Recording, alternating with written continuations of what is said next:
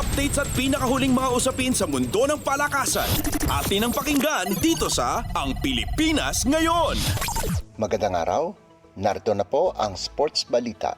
Maganda ang panimula ni qualifier Alex Ayala ng Pilipinas sa W100 Tokyo sa Japan, kung saan umabante siya sa singles second round at sa doubles quarterfinals ng $100,000 na International Tennis Federation Tournament. Tinalo ng 18 anyos na si Ayala ang kanyang doubles partner na si Japanese wildcard at world number 386 na si Natsumi Kawaguchi 6-4, 6-3 sa opening round ng torneo. Una nang pinamunuan ni Ayala ang qualifiers bilang top seed laban kay Kanako Morisaki ng Japan at 9th seeded Anastasia Kulikova ng Finland. Makakatapat ng 195th rank na si Ayala, si 5th seed at world number 111 Kimberly Birrell ng Australia sa second round. Samantala sa kanyang doubles match kasama si Kawaguchi, tinalo nila ang Thai tandem na sina Luxika Kumkum at Pangtar Pilpuech 6-4 at 7-6. Makakalaban ng duo sa quarterfinals ang number 3 seeds na sina Natela Zalamidze ng Georgia at Sofia Lansere ng Russia, na pahirapang dinispatcha sina Fernanda Contreras ng Mexico at Catherine Harrison ng Estados Unidos sa bisa ng 2-6, 6-2 at 11-9. Updates at pinakahuling mga usapin sa mundo ng palakasan. Atin ang pakinggan dito sa Ang Pilipinas Ngayon. Hindi pumayag na uuwi ng luhaan ang Philippine Women's National Volleyball Team pagkatapos talunin ang Uzbekistan sa 2023 Asian Women's Volleyball Championship. Pinangunahan ni Belia Belen ang national team sa nagawa nitong 17 puntos mula sa 14 na attacks, 1 block at 2 aces para makuha ang ika-13 pwesto laban sa Uzbekistan, 25-20, 25-17 at 25-23 sa larong ginanap sa Charchai Hall sa Nakhon Ratchasima sa Thailand.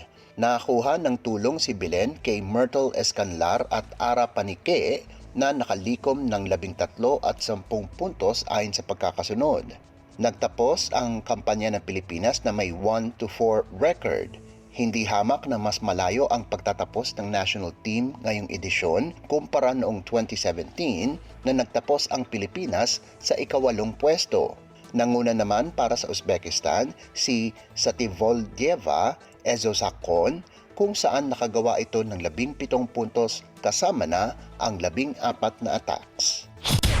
Updates at pinakahuling mga usapin sa mundo ng palakasan. Atin ang pakinggan dito sa Ang Pilipinas Ngayon.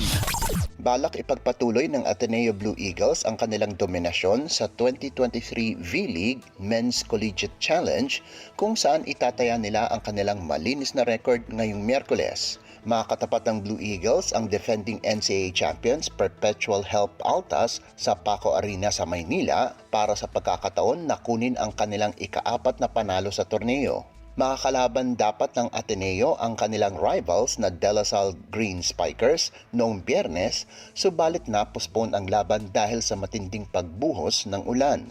Sa kabilang banda, pakay ng Perpetual na pagandahin ang kanilang 2-2 record para makapasok sa semifinals. Sa unang laro, magtatapat ang National University at La Salle na may kaparehong 2-1 baraha para angkinin ang ika-3 pwesto sa standings sa likod ng Ateneo at University of Santo Tomas. Samantala sa Women's Division, susubukang habulin ng College of St. Benilde Lady Blazers ang Far Eastern University at University of the East sa standings na may kapwang malinis na record na 5-0, kung saan kakalabanin nila ang Mapua University Lady Cardinals para sa ika-3 nilang panalo, habang susubukan naman ng Lady Altas ang kakayahan ng NAASCO champions Enderun Colleges sa ika-2 laro.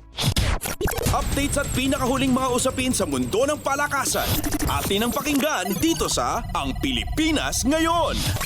At yan ang pinakahuling balita sa larangan ng palakasan. Para sa Radyo Pilipinas World Service, ito po si Leo Magpayo. Magandang araw. Updates at pinakahuling mga usapin sa mundo ng palakasan. Atin ang pakinggan dito sa Ang Pilipinas Ngayon.